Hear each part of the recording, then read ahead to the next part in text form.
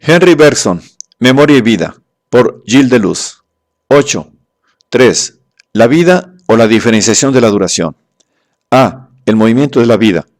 44. El impulso vital, movimiento de la duración que se diferencia. El movimiento evolutivo sería algo sencillo y podríamos determinar rápidamente su dirección si la vida describiese una trayectoria única comparable a la de una bala maciza disparada por un cañón. Pero nos encontramos con un obús que ha estallado enseguida en fragmentos que, siendo ellos mismos especie de obús, han estallado a su vez en fragmentos destinados a estallar una vez más y así sucesivamente durante mucho tiempo. Solo percibimos lo que se halla más cerca de nosotros, los movimientos dispersos de los pedazos pulverizados. A partir de ellos debemos ascender escalón a escalón hasta el movimiento original. Cuando el obús estalla, su fragmentación particular se explica a la vez por la fuerza explosiva de la pólvora que encierra y por la resistencia que el metal le opone. Y lo mismo ocurre en cuanto a la fragmentación de la vida en individuos y en especies. Se atiene, en nuestra opinión, a dos series de causas. La resistencia que la vida experimenta de parte de la materia bruta y la fuerza explosiva, debido a un equilibrio inestable de tendencias que la vida lleva en sí. La resistencia de la materia bruta es el obstáculo que hay que obviar en primer lugar. La vida parece haber triunfado a fuerza de humildad, haciéndose muy pequeña e insinuante, usando de rodeos frente a las fuerzas físicas y químicas, consistiendo a hacer incluso con ellas una parte del camino, como la aguja de la vía férrea cuando durante algunos instantes adopta la dirección del raíl del que quiere separarse. De los fenómenos observados en las formas más elementales de la vida, no puede decirse si son todavía físicos y químicos o si son ya vitales.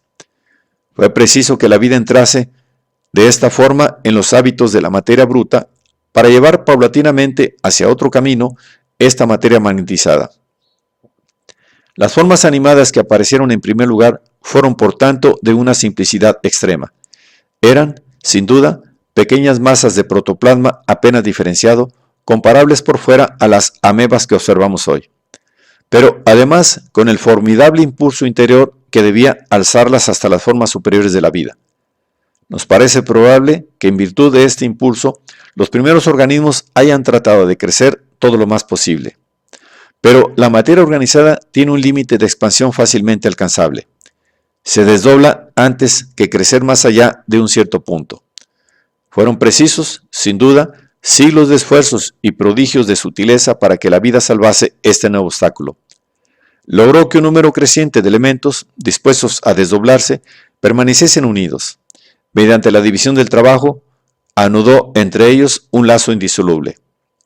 El organismo completo y cuasi discontinuo funciona así como lo hubiera hecho una masa viva continua que simplemente hubiera crecido.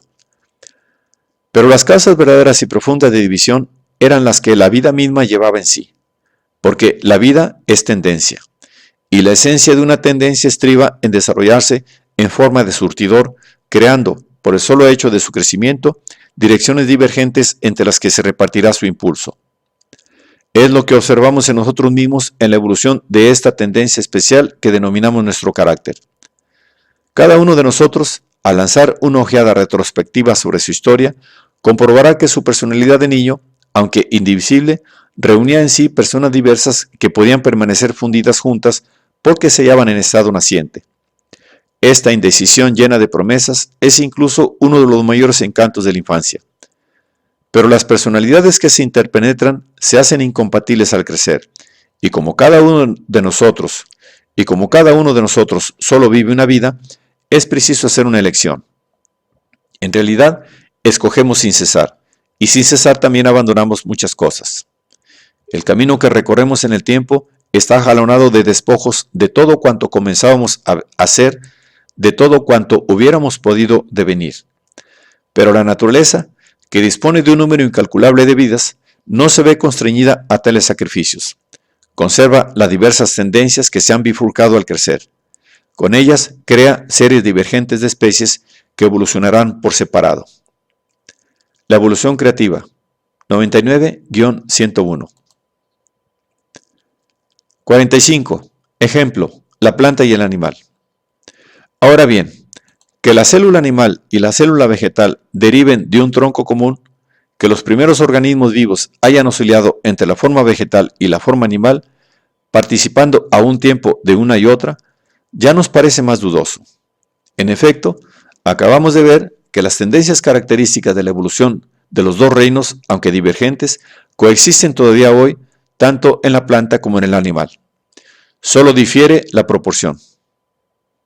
Por regla general, una de las dos tendencias cubre o aplasta a la otra, pero en las circunstancias excepcionales, esta se desprende y reconquista el lugar perdido. La movilidad y la conciencia de la célula vegetal no se hallan tan adormecidas como para que no puedan despertarse cuando las circunstancias lo permiten o lo exigen. Y por otra parte, la evolución del reino animal ha sido constantemente retardada o detenida, o vuelta atrás por la tendencia que ha conservado hacia la vida vegetativa. Por plena, por desbordante que en efecto pueda parecer la actividad de una especie animal, el torpor y la inconsistencia la acechan. Solo mantiene su papel gracias a un esfuerzo, al precio de una fatiga.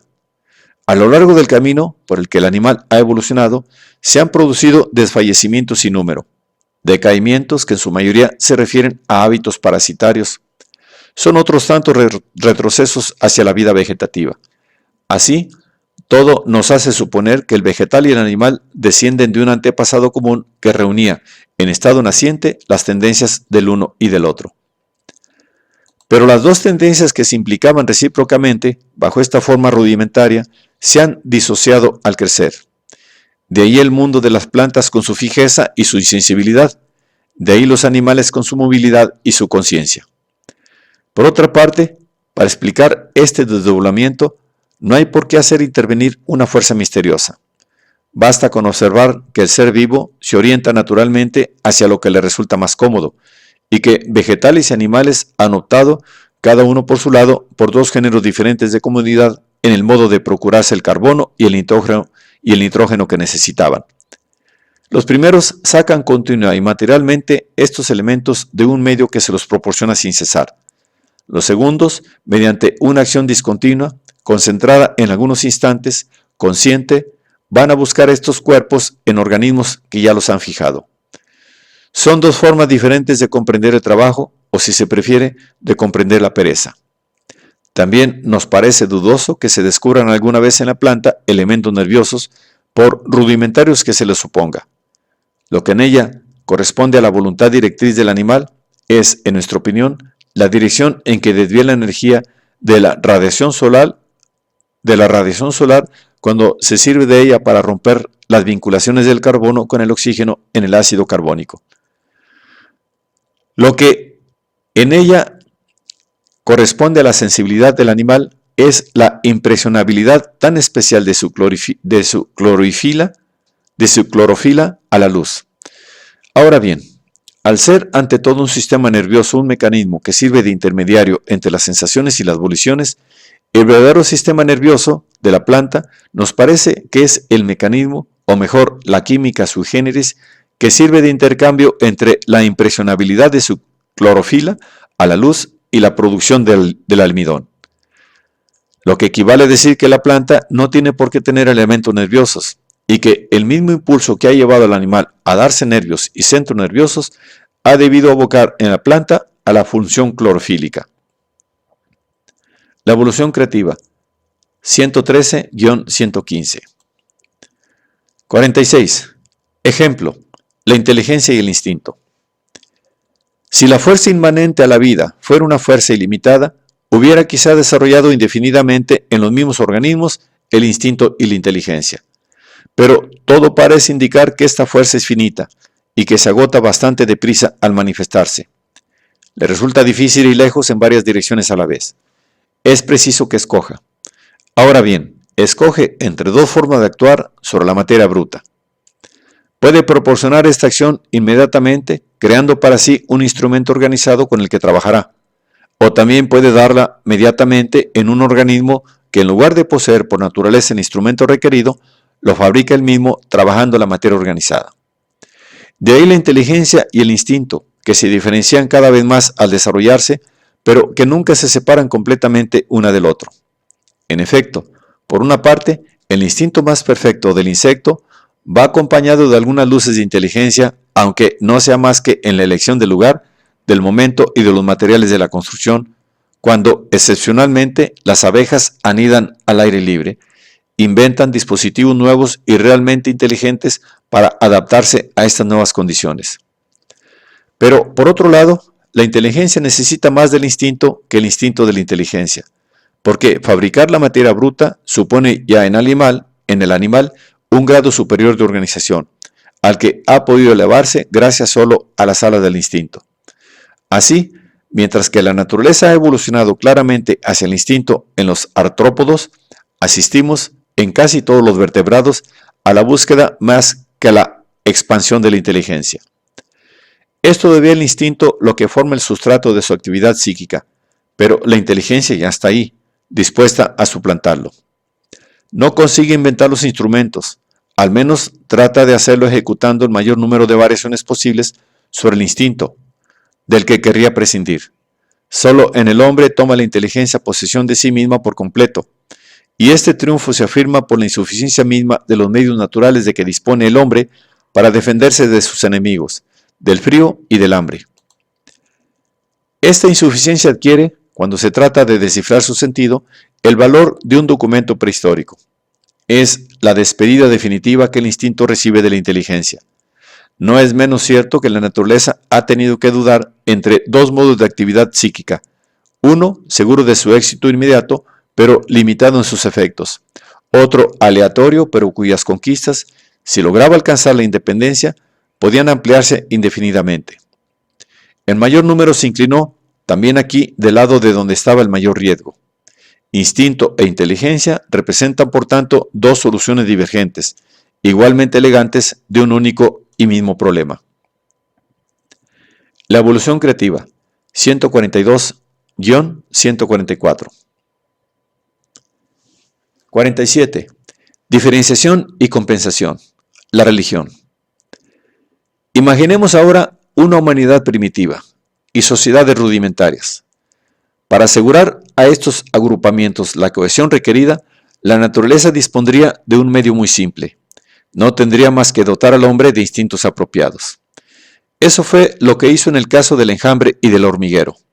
Su éxito fue, por lo demás, completo. Aquí los individuos no viven más que para la comunidad. Y su trabajo fue fácil porque la naturaleza no tuvo más que seguir su método habitual. En efecto, el instinto es coextensivo a la vida y el instinto social, tal como se encuentra en el insecto, no es más que el espíritu de subordinación y de coordinación que anima las células, tejidos y órganos de todo cuerpo vivo. Pero el impulso vital en la serie de los vertebrados tiende a una expansión de la inteligencia y no a un desarrollo del instinto. Cuando en el hombre se alcanza el término del movimiento, el instinto no se suprime, pero sí queda eclipsado. No queda de él más que una luz vaga en torno a un núcleo, plenamente iluminado, o mejor, luminoso, que es la inteligencia. En adelante, la reflexión permitirá al individuo inventar, a la sociedad progresar. Pero para que la sociedad progrese, se necesita todavía que subsista. Invención significa iniciativa, y un llamamiento a la disciplina social. ¿Qué ocurrirá si el individuo desvía su reflexión del objeto para el que está hecha, quiero decir, de la tarea a realizar, a perfeccionar, a revisar, para dirigirla hacia sí mismo, hacia el tormento que la vida social le impone, hacia el sacrificio que hace por la comunidad?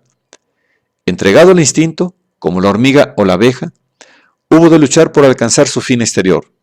Hubo de trabajar por la especie automáticamente como un sonámbulo. Dotado de inteligencia despierta para la reflexión, se volverá sobre sí mismo y no pensará sino en vivir agradablemente. Indudablemente un razonamiento lógico le demostraría que le interesa promover la felicidad de los otros, pero serán precisos siglos de cultura para producir un utilitarista como Stuart Mill, y Stuart Mill no logró convencer a todos los filósofos y menos aún al común de los hombres. La verdad es que la inteligencia aconsejará en primer lugar el egoísmo, y hacia este lado se precipitará el ser inteligente si nada le detiene. Pero la naturaleza vigila. Rápidamente, ante la barrera abierta, surgió un guardián que prohibió la entrada y rechazó al infractor. Aquí será un Dios protector de la ciudad, que defenderá, amenazará, reprimirá. La inteligencia se regula, en efecto, sobre percepciones presentes o sobre esos residuos más o menos imaginados de percepciones que se denominan recuerdos. Puesto que el instinto no existe más que en estado de huella o de virtualidad, puesto que no es lo suficientemente fuerte para provocar actos o para impedirlos, deberá suscitar una percepción ilusoria o por lo menos una imitación de recuerdo bastante precisa, bastante sorprendente para que la inteligencia se decida por ella. Considerada desde ese punto de vista, la religión es por tanto una reacción defensiva de la naturaleza contra el poder disolvente de la inteligencia. Ambas fuentes, 125-127. Diferenciación y teoría de la evolución. Al someter de este modo las diversas formas actuales del evolucionismo a una prueba común, al mostrar que todas ellas vienen a estrellarse en una misma e insuperable dificultad, en modo alguno tenemos la intención de no dar la razón a ninguna de las partes. Al contrario, cada una de ellas, apoyada en un número considerable de hechos, debe ser cierta a su manera. Cada una de ellas debe corresponder a un cierto punto de vista sobre el proceso de evolución. Quizás sea preciso, por lo demás, que una teoría se mantenga exclusivamente en un punto de vista particular para que siga siendo científica, es decir, para que dé a las búsquedas de detalle una dirección precisa. Pero la realidad sobre la que cada una de estas teorías adquiere un enfoque parcial debe superar a todas. Y esta realidad es el objeto propio de la filosofía, que no se ve constreñida a la precisión de la ciencia, puesto que no apunta hacia ninguna aplicación. Indiquemos, por tanto, en dos palabras, lo que cada una de las tres grandes formas actuales de evolucionismo aporta, en nuestra opinión, de positivo a la solución del problema, lo que cada una de ellas deja a un lado y en qué punto, a nuestro juicio, habría que hacer convergir este triple esfuerzo para obtener una idea más comprensiva, aunque por eso mismo más vaga, del proceso evolutivo. Creemos que los neodarwinistas tienen probablemente razón cuando enseñan que las causas esenciales de variación son las diferencias inherentes al germen de que el individuo es portador, y no las marchas de este individuo en el curso de su carrera. Donde hallamos dificultades para seguir a estos biólogos es cuando consideran las diferencias inherentes al germen puramente accidentales e individuales. No podemos dejar de creer que esas diferencias son el desarrollo de un impulso que pasa de germen a germen a través de los individuos, que por tanto no son puros accidentes y que podrían muy bien aparecer al mismo tiempo, bajo la misma forma, en todos los representantes de una misma especie o al menos de un determinado número de ellos. Por lo demás, una teoría de las mutaciones modifica profundamente el darwinismo en este punto. Dice que en un momento dado, tras un largo periodo transcurrido, la especie entera se ve tomada por una tendencia a cambiar. Por tanto, la tendencia a cambiar no es accidental. Accidental, cierto, sería el cambio mismo si la mutación opera como quiere de Vries, en sentidos diferentes en los diferentes representantes de la especie. Pero en primer lugar, habrá que ver si la teoría se confirma suficientemente en otras especies vegetales. De Vries solo la ha verificado sobre la entera lamarckiana, y además no resulta imposible, como explicaremos más adelante, que la parte de azar sea mayor en la variación de las plantas que en la de los animales, porque en el mundo vegetal la función no depende tan estrechamente de la forma. Sea como fuere, los neodarwinistas están en camino de admitir que los periodos de mutación están determinados. El sentido de la mutación podría, por tanto, estarlo también, al menos en los animales y en la medida que tendremos que indicar. Llegaremos así a una hipótesis semejante a la de Eimer, según la cual las variaciones de los diferentes caracteres proseguirían de generación en generación en sentidos definidos. Esta hipótesis nos parece plausible, en los límites en que el propio Eimer la encierra. Por supuesto, la evolución del mundo orgánico no debe estar predeterminada en su conjunto. Nosotros, por el contrario, pretendemos que la espontaneidad de la vida se manifiesta ahí mediante una continua creación de formas que suceden a otras formas. Pero esta indeterminación no puede ser completa. Debe dejar una cierta parte a la determinación. Un órgano como el ojo, por ejemplo, estará constituido precisamente por una variación continua en un sentido definido. No vemos siquiera cómo podría explicarse de otro modo la similitud de estructura del ojo en las especies que no poseen la misma historia. Donde nos separamos de Eimer es cuando pretende que las combinaciones de causas físicas y químicas bastan para asegurar el resultado. Hemos tratado, por el contrario, de establecer, mediante el ejemplo preciso del ojo, que si aquí se da la ortogénesis es porque interviene una causa psicológica. Precisamente a una causa de orden psicológico han recurrido algunos neolamarquianos. Allí radica, en nuestra opinión, uno de los puntos más sólidos del neolamarquismo. Pero si esta causa no es más que el esfuerzo consciente del individuo, no podrá operar más que en un número bastante restringido de casos. Todo lo más intervendrá en el animal y no en el mundo vegetal. Incluso en el mundo animal no actuará más que en los puntos directa o indirectamente sometidos a la influencia de la voluntad. E incluso ahí donde actúe, no se comprende cómo conseguirá un cambio tan profundo como un crecimiento de complejidad. Todo lo más podríamos concebirlo si los caracteres adquiridos se transmitiesen regularmente de tal forma que se sumasen entre sí, pero esta transmisión parece ser la excepción más que la regla.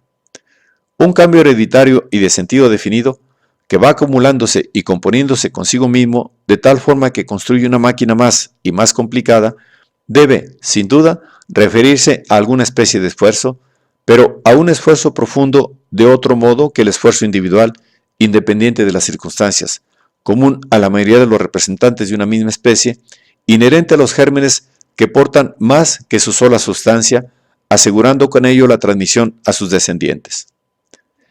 Mediante un largo rodeo, volvemos de este modo a la idea de que habíamos partido, la de un impulso original de la vida, pasando de una generación de gérmenes a la generación siguiente de gérmenes por el intermedio de organismos desarrollados que forman el lazo de unión entre los gérmenes.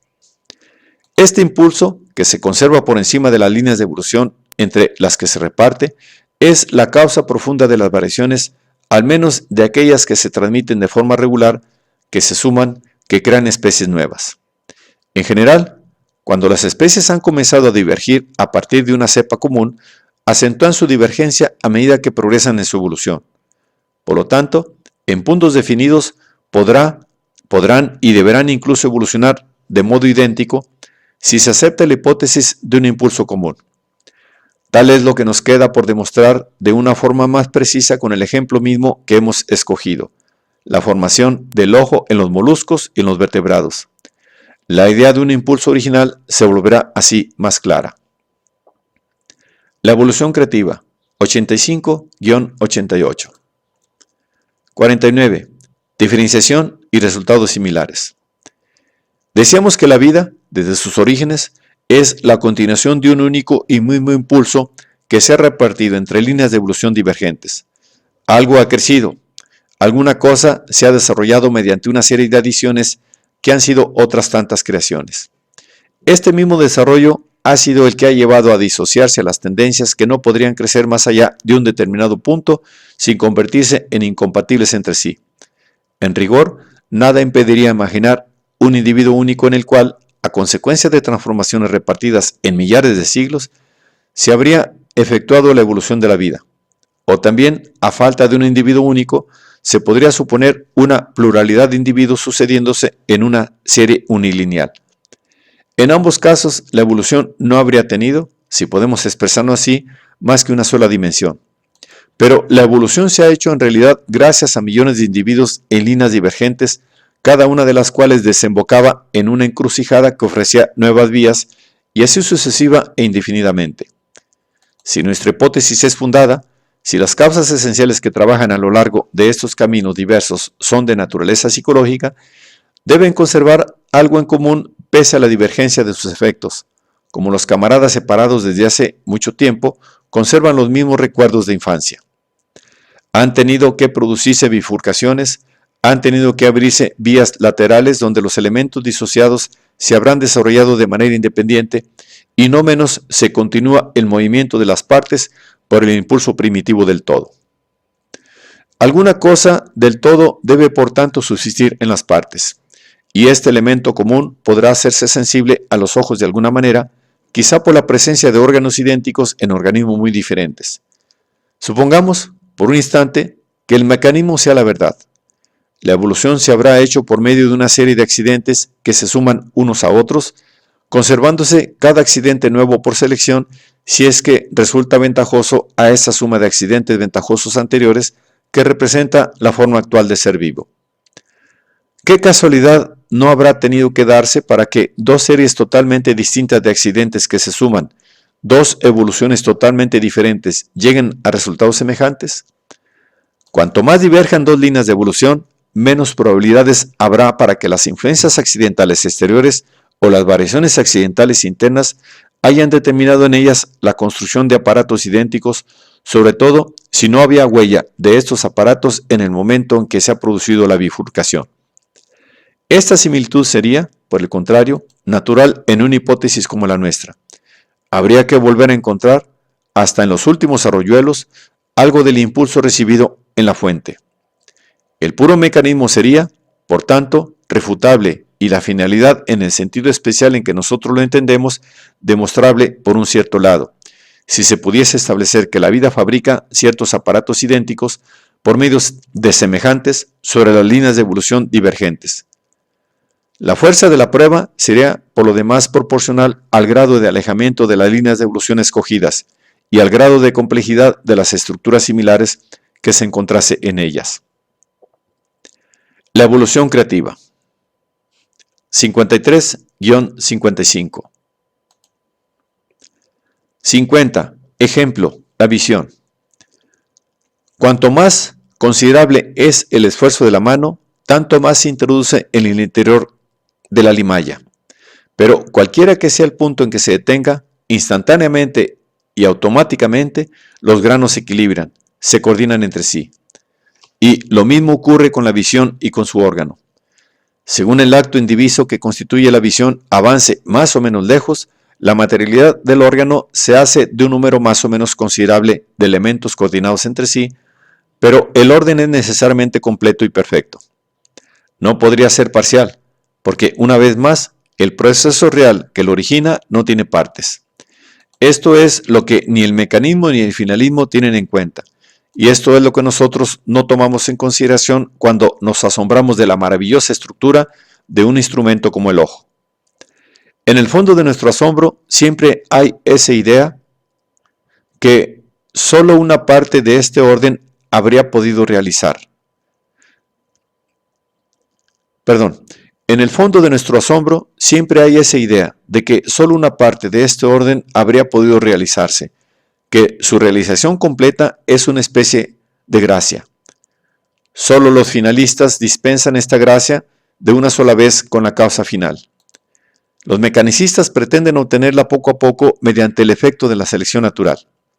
Pero unos y otros ven en este orden algo positivo y en su causa, por tanto, algo de fraccionable que implica todos los grados posibles de perfección.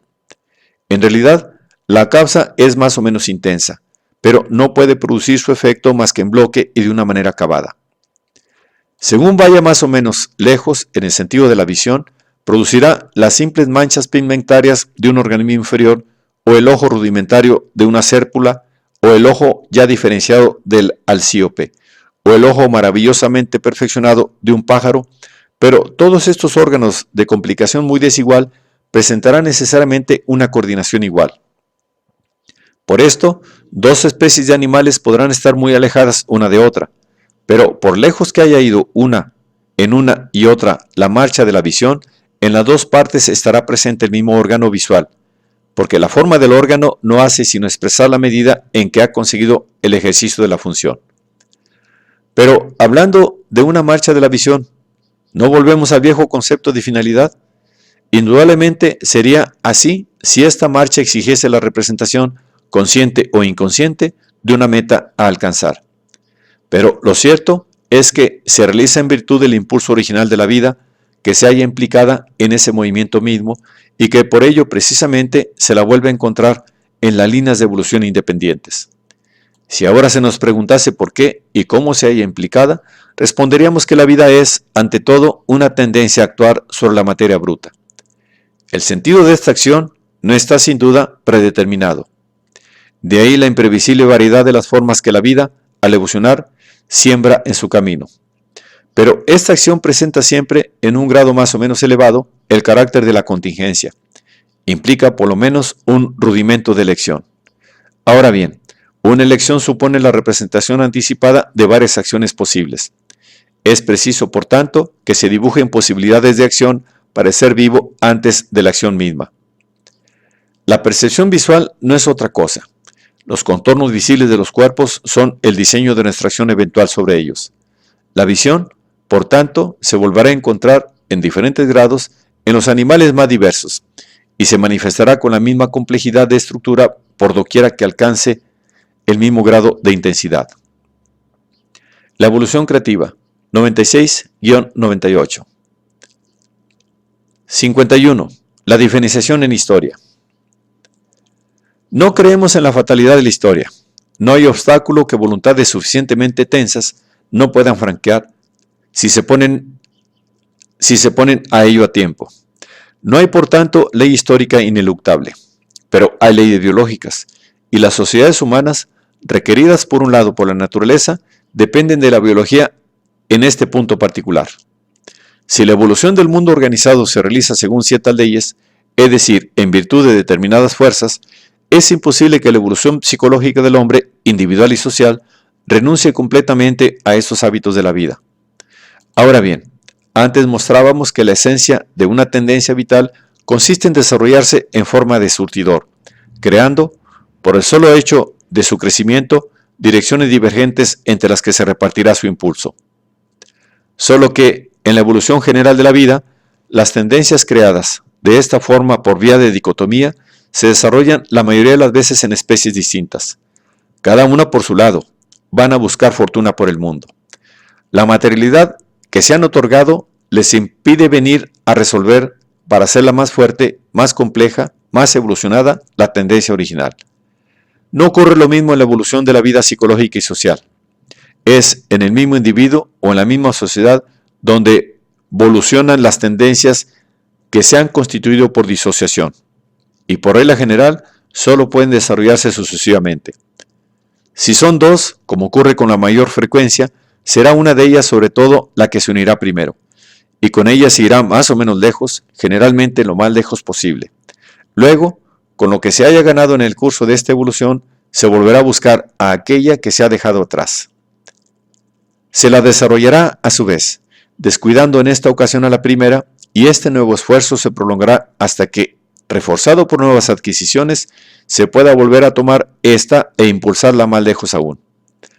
Como durante la operación se está completamente en una de las dos tendencias, como es solo ella la que cuenta, de buena gana se diría que solo ella es positiva y que la otra no es más que la negación. Si a alguien agrada considerar así las cosas, lo otro es efectivamente lo contrario.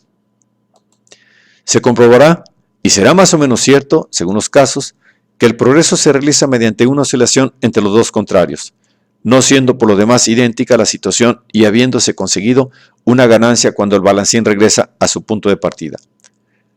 Ocurre, sin embargo, que la expresión es rigurosamente justa y que la oscilación se ha producido entre dos contrarios. Ocurre cuando una tendencia, ventajosa a sí misma, es incapaz de moderarse de otro modo que por la acción de una tendencia antagónica, la cual resulta por ello ser igualmente ventajosa. Parece que la prudencia aconsejaría entonces una cooperación entre las dos tendencias. La primera intervendría cuando las circunstancias lo exigiera. La segunda la retendría en el momento en que fuera a salirse de los límites. Por desgracia, es difícil decir dónde comienza la exageración y el peligro. A veces, el solo hecho de lanzarse algo más lejos de lo que parecía razonable conduce a un entorno nuevo, crea una situación nueva que suprime el peligro al mismo tiempo que acentúa la ventaja. Ocurre así, sobre todo con tendencias muy generales que determinan la orientación de una sociedad y cuyo desarrollo se reparte necesariamente en un número más o menos considerable de generaciones. Una inteligencia, incluso sobrehumana, no podría decir a dónde se vería conducida puesto que la acción en marcha crea su propia ruta, crea en gran parte las condiciones en que se realizará y desafía así todo cálculo. Avanzará, por tanto, más y más lejos. Avanzará, por tanto, más y más lejos. No se detendrá, con frecuencia, más que ante la inminencia de una catástrofe. La tendencia antagónica ocupa entonces la plaza que ha quedado vacía. Solo a su vez irá tan lejos como le sea posible. Será reacción si la otra se denomina acción. Como las dos tendencias, si hubieran caminado juntas, se habrían moderado una a otra, como su interpenetración en una tendencia primitiva indivisa, es eso mismo por lo que debe definirse la moderación. El solo hecho de ocupar todo lugar comunica a cada una de ellas un impulso que puede llegar incluso hasta el arrebato a medida que caen los obstáculos. Tiene algo de frenético. No abusamos de la palabra ley en un terreno que es el de la libertad, sino que usamos este término cómodo cuando nos encontramos ante grandes hechos que presentan una regularidad suficiente. Llamaremos ley de dicotomía a la que parece provocar la realización, por su sola disociación de tendencias que en principio no eran más que consideraciones diferentes, adoptadas sobre una tendencia simple.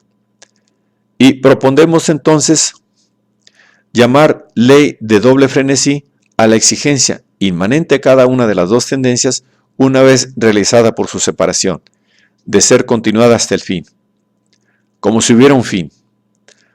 Repitamos una vez más, es difícil no preguntarse si la tendencia simple no hubiera hecho mejor creciendo sin desdoblarse, mantenida en la justa medida por la coincidencia misma de la fuerza de impulsión con un poder de detención que entonces no sería más que virtualmente una fuerza de impulsión diferente. No se habría arriesgado a caer en el absurdo, se habría asegurado contra la catástrofe. Sí, pero no hubiera obtenido el máximo de creación en cantidad y en calidad. Es preciso comprometerse a fondo en una de las direcciones para saber qué resultará de ella. Cuando no se pueda avanzar más, se volverá, con todo lo adquirido, a lanzarse en una dirección descuidada o abandonada. Indudablemente, al mirar desde fuera estas idas y venidas, no se ve más que el antagonismo de las dos tendencias, las vanas tentativas de una por contrarrestar el progreso de la otra, el fracaso final de esta y la revancha de la primera. La humanidad ama el drama. De buena gana recoge en el conjunto de una historia más o menos larga los rasgos que le imprimen la forma de una lucha entre dos partidos, o dos sociedades, o dos principios. Cada uno de ellos, alternativamente, habría conseguido la victoria. Pero la lucha no es aquí más que el aspecto superficial de un progreso.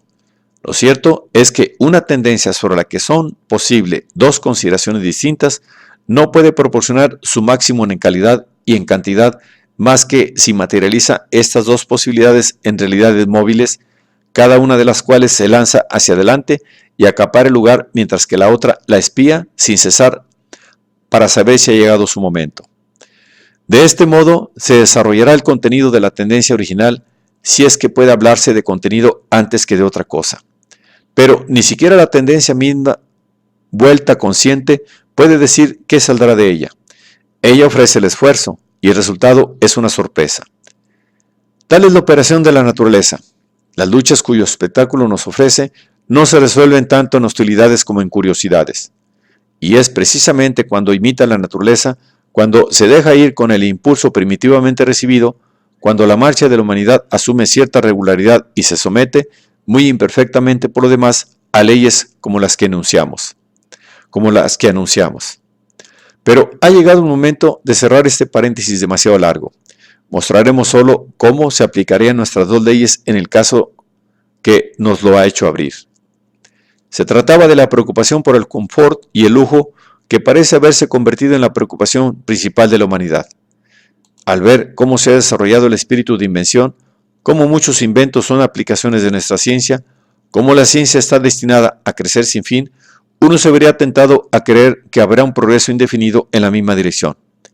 En efecto, las satisfacciones que los nuevos inventos aportan a las antiguas necesidades jamás determinan que la humanidad se quede ahí. Nuevas necesidades surgen, tan imperiosas como las anteriores y más numerosas. Estamos viendo cómo se acelera la carrera hacia el bienestar por una pista donde multitudes cada vez más compactas se precipitan. Hoy es ya una riada, pero este frenesí mismo no debería abrirnos los ojos. ¿No habrá otro frenesí del que éste habrá tomado la antorcha y que habría desarrollado en sentido opuesto una actividad cuyo complemento parece ser? Los hechos demuestran que a partir del siglo XV o XVI, los hombres parecen aspirar a una expansión de la vida material. Durante toda la Edad Media había predominado un ideal de ascetismo. Resulta inútil recordar las exageraciones a que había conducido. Allí había ya frenesí. Se dirá que este ascetismo fue propio de un pequeño número y será cierto. Pero de igual forma que el misticismo, privilegio de algunos, fue vulgarizado por la religión, de igual forma el ascetismo concentrado, que fue sin duda excepcional, se diluyó entre el común de las gentes en una indiferencia general hacia las condiciones de la existencia cotidiana. Era, para todo el mundo, una falta de comunidad que nos sorprende. Ricos y pobres se privaban de superfluidades que nosotros consideramos necesidades. Se ha hecho notar que si el señor vivía mejor que el campesino, por eso hay que entender que estaba alimentado con mayor abundancia. En cuanto a lo demás, la diferencia era leve. Nos encontramos, por tanto, ante dos tendencias divergentes que se han sucedido y se han comportado, tanto una como otra, frenéticamente. Nos está permitido suponer que corresponden a dos enfoques opuestos tomados sobre una tendencia primordial que así habría encontrado en medio de extraer de sí misma, en cantidad y en calidad, todo cuanto podía e incluso más de lo que tenía, adentrándose por las dos vías alternativamente, reemplazándose en la una las direcciones con todo cuanto había sido recogido a lo largo de la otra. Habría por tanto oscilación y progreso por oscilación. Y habría que prever, tras la complicación siempre creciente de la vida, un retorno a la simplicidad. Este retorno no es evidentemente cierto. El porvenir de la humanidad sigue indeterminado, porque depende de ella. Pero si por parte del porvenir no hay más que posibilidades o probabilidades que examinaremos enseguida, no ocurre lo mismo con el pasado. Los dos desarrollos opuestos que acabamos de señalar son los de una sola tendencia original. Ambas fuentes, 113-319.